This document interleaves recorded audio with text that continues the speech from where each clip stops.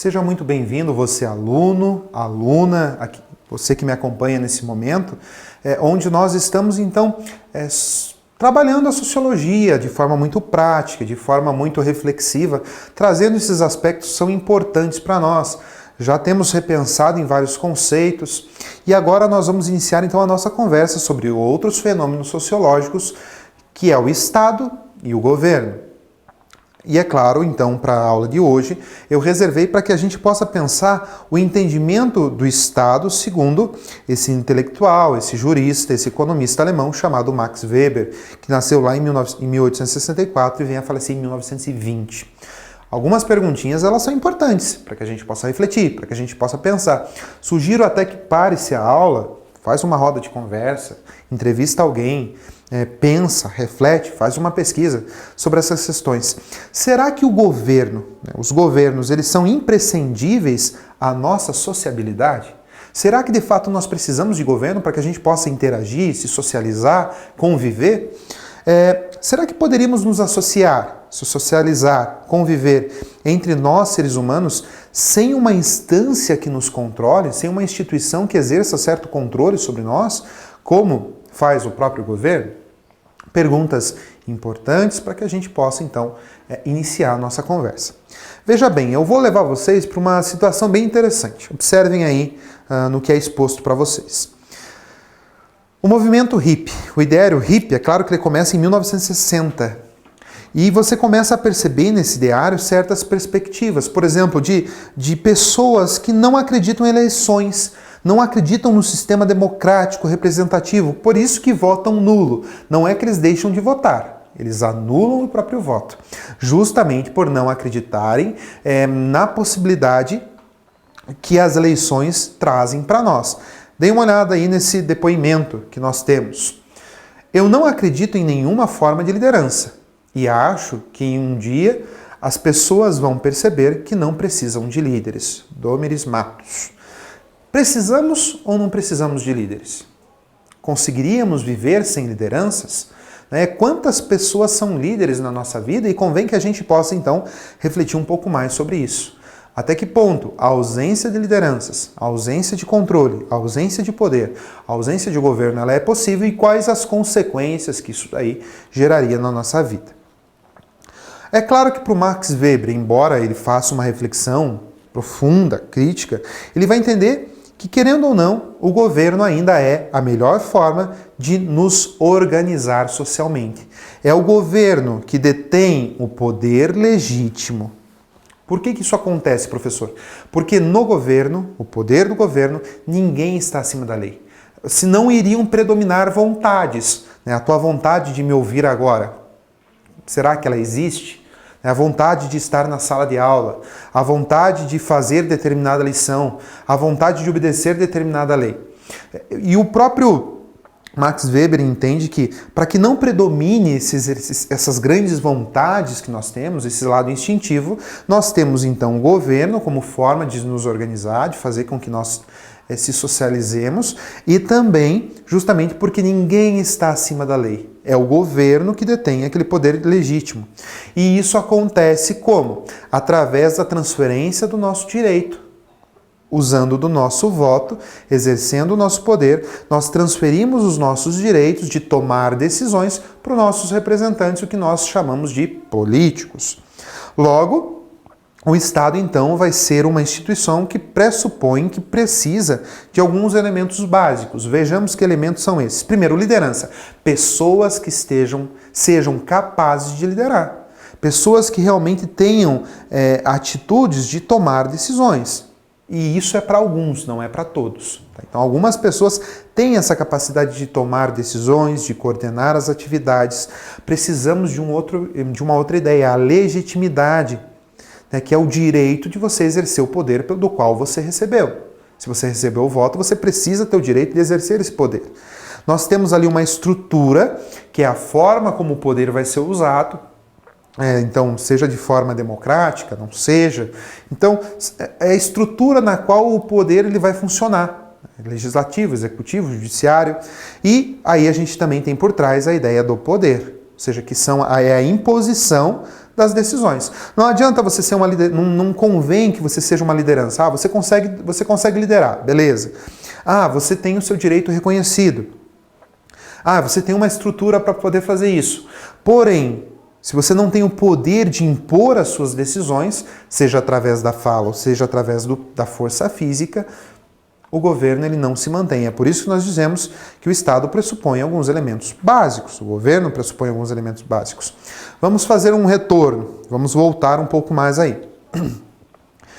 Estado e governo, quando nós debatemos ou comentamos sobre eles, se a gente voltar lá para a Grécia, a gente vai ver a Grécia, Atenas, sobretudo, sendo associada ao berço da democracia, né, que envolvia cidadania, para eles significava participação. Hoje a gente fala de direitos e deveres, mas para os gregos, para os atenienses, a polis grega era esse ambiente de participar. A cidadania era exercer a sua participação através da fala, através da oratória, do discurso político na ágora, onde você convencia os demais sobre as atitudes que seriam tomadas. Lembrando, nunca esquecendo, Atenas é o berço da democracia, mas também tinha suas características incomuns, como, por exemplo, mulheres, crianças, estrangeiros e escravos não tinham o direito, então, de se meter nesses discursos, nesses assuntos. Nós temos também, dentro de Atenas, essa perspectiva da descendência e posição econômica. As pessoas que tinham uma melhor descendência, uma descendência mais nobre, uma posição econômica mais favorecida, é claro que eles tinham, então, maior influência sobre os demais. E todos, então, poderiam intervir nos assuntos do governo. Vamos para a República Romana. A República Romana ela também funciona de forma quase que democrática. Nós temos lá o tribunato da plebe, ou seja, eram os plebeus, era um conselho de pessoas plebeias, do povo. Nós tínhamos o Senado, composto por aristocratas, fundiários, guerreiros e os cônsules, que eram as pessoas mais importantes, e que essas pessoas, então, eram aquelas que tomavam as decisões, exerciam esse poder de Estado, esse poder de governo. As guerras civis, a expansão territorial desmedida, é claro que vai acabar transformando esse Império Romano, não mais um império, mas o poder ele acaba se transformando, ficando nas mãos de uma classe aristocrática, ou seja, de uma classe nobre. E esse império, então, ele vai se transformando e dando lugar ao que nós conhecemos na Idade Média como feudalismo. Como que era o poder do Estado e do governo no feudalismo? Vimos, então, que a expansão do Império Romano e o fato de não conseguir dominar todos esses territórios, cuidar de todos esses territórios, põe fim ao Império Romano, então, junto com as guerras civis, essa separação, e vai isolar as pessoas por detrás dos grandes muros, né, dos grandes castelos. Você tem um aumento cada vez maior da aristocracia, do poder político aristocrata, e ao mesmo tempo você tem o surgimento da lei baseada no senhor feudal, considerado que era aquele que considerava o que era justo, injusto, correto ou não correto. Surgem dois importantes conceitos, a suzerania e a vassalagem. Então você imagina alguém que é detentor de muitas quantidades de terra, é dono, tem a posse. Esse é o suzerano. O que o suzerano fazia? Ele transmitia essas terras, se estabelecia em determinado lugar, estabelecia essas terras para os chamados vassalos. E esses vassalos, então,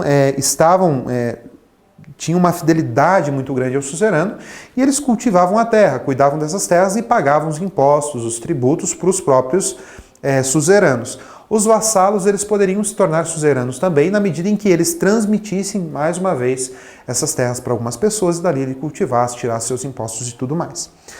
Uma perspectiva interessante é que nesse momento cada reino, cada feudo terá a sua lei, terá a sua perspectiva. O tempo mais uma vez vai passando, nós chegamos então ao século XII até o século XVI, a gente tem algumas questões surgindo, como por exemplo o surgimento de estados nacionais modernos, Portugal, França, Inglaterra. Você tem a unificação de territórios que começam a se unificar. Você começa agora a ter uma autoridade única na figura do próprio rei, a autoridade soberana, e que a autoridade soberana ele é considerado então o encarregado de Deus na terra.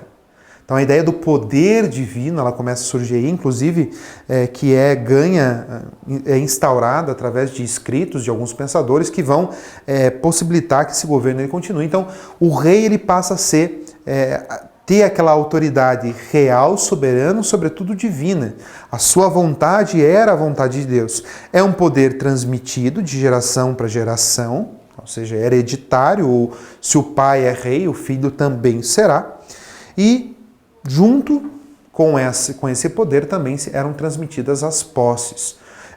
Essas perspectivas de governo e de Estado, essa primeira mudança, esse contexto histórico, é importante que a gente entenda, justamente para que a gente possa compreender o nosso contexto que nós temos hoje, perceber as características fundamentais que nós temos e, é claro, também para ter esse olhar crítico, esse olhar sociológico sobre essas questões e para que a gente pense. Questõezinhas para a gente ir encerrando, para que a gente encerre, nós temos, por exemplo, o nosso Estado, o nosso governo, ele é perfeito?